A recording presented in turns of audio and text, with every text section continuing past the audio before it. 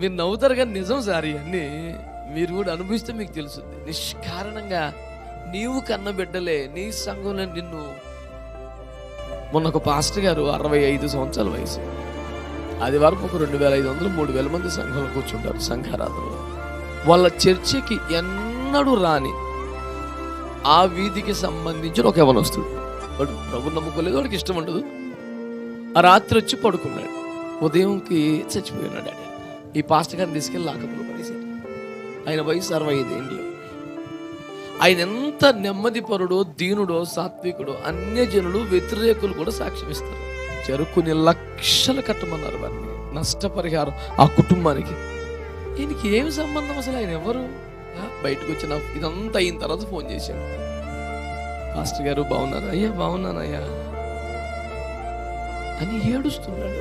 ఆ సమస్యకి నాకు అసలు సంబంధమే లేదని ఊరంతా తెలుసయ్యా, అయినా ఒక్కరు కూడా మా పక్షంగా మాట్లాడలేదయ్యా, సంఘస్థులు కూడా పెద్దగా ఎవరు రాలేదయ్యా అన్నాడు. 2000 మంది సంఘం. నా బాధను కూడా ఎవరైనా స్కాన్ చేస్తే బాగుందయ్యా అని చిన్న పిల్లలకి ఏడిచాడు చాలాసేపు.